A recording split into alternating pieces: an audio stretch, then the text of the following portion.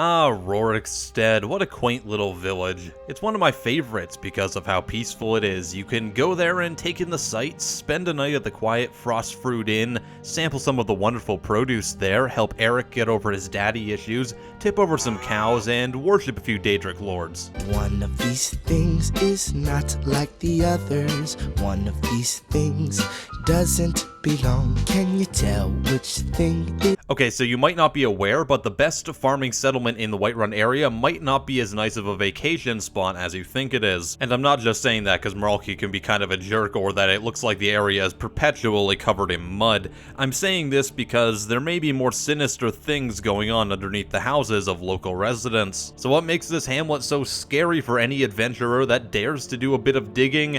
Well, let's explore the inner workings of Bethesda to figure that out. From research and clues gathered around Rorikstead, it has long been speculated that the village was originally going to play a much larger role than it does in the released version of Skyrim. As it stands, there's really only a couple of things to do in Rorikstead, those being getting good old buddy Eric the Slayer as a companion, selling a few vegetables, and doing part of the A Night to Remember questline there. It seems though that the original plans for the area involved a much darker questline for the player to uncover. This questline potentially had to do with Daedra worship and the dark secret hidden among the citizens of Rorikstead. From what players have gathered over the years, it seems that the original plan for the location was to feature the Dragonborn uncovering a possible cult of Daedra worshippers in the town that pray to a Daedric lord in order to increase their farming output. It's mentioned in-game that Rorikstead was originally a poor place for farming when Rorik originally claimed the land, but over time the growing capabilities of the soil seemed to change dramatically,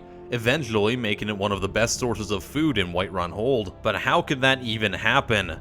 Well, it seems that Daedra worshipping might be involved, and that might still happen on a day-to-day basis in the town. In fact, there's a bit of evidence that's scattered throughout the village if the player looks and listens close enough. Some of the houses in Rorikstead have an unusual amount of soul gems that seem to have been placed there deliberately by Bethesda. Soul gems are of course a common practice for sacrificial means and often indicate the presence of magic. There's a conversation the player can overhear between Sissel and Joanne in which Sissel will ask Joanne to teach her magic, but he dismisses the conversation over fear that others will learn their secret. This could be dismissed as Joanne simply teaching Sissel some spells secretly, but there are other bits of evidence that tie in the idea that something culty might be going on, particularly with Joanne. Okay, seriously, that's a name that I feel like I'm pronouncing differently every time. It's really hard to say multiple times, give me a break. It seems Joanne may very well be gifted in the art of magic. He is a Breton after all, and hence why he's training Sissel. Inside his house though, and in his inventory is a crucial piece of evidence that he might be involved in this Daedric worship theory. He possesses not only soul gems in his house, but a variety of Daedric-oriented books, both in his house and inventory. Joanne will also become defensive towards the player if they ask about the prosperity of Rorikstead.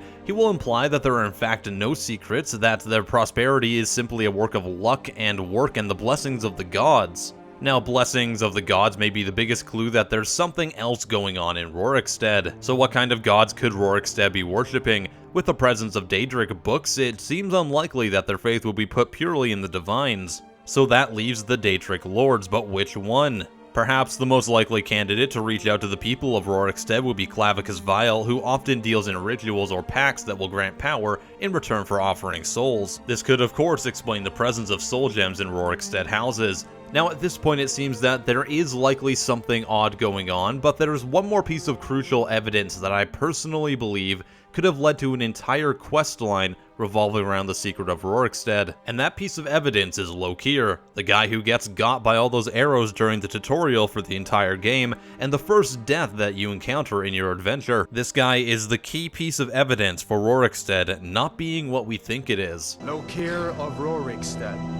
No, I'm not a rebel! You can't do this! Lokir of Rorikstead. Literally nobody in Rorikstead ever mentions a Lokir, despite his claims that he is from the village and he stole a horse from there before being captured by the Imperials. Now, it's entirely possible he was simply lying. In fact, that's most likely what Bethesda intends with the final version of the game, but I think that Lokir was supposed to be a sacrificial soul for Clavicus Vile or another Daedric prince. Lokir was selected in the town, or possibly even kidnapped and held in a cellar somewhere, which explains why he's dressed in rags while none of the other prisoners held by the Empire are. Lokir managed to escape Rorikstead, stealing a horse in the process and fleeing for his life before being captured by the Empire. Furthermore, when Ulfric asked Lokir where he's from and his reply, "Rorikstead, I'm from Rorikstead," it has a very sad tone to it, as though something may have happened that forced him to leave.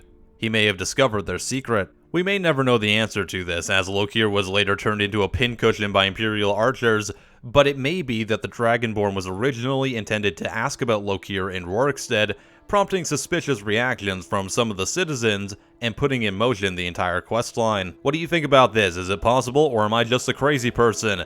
Let me know your thoughts in the comments. If you have any other weird lore suggestions, let me know what they are. If you want to continue the discussion, you can of course join my Discord server. I'm usually there every single day. And if you enjoyed this video or my content in general and you want to support me, a couple ways you can do that. You can either support me on VidMe by leaving a tip, or you can throw $1 a month over on my Patreon. I would really appreciate it. Special thanks to all the recent supporters. You guys are awesome. And I am PattyJack. I'll see you next time. Have a wonderful day. One of these things is not like the other.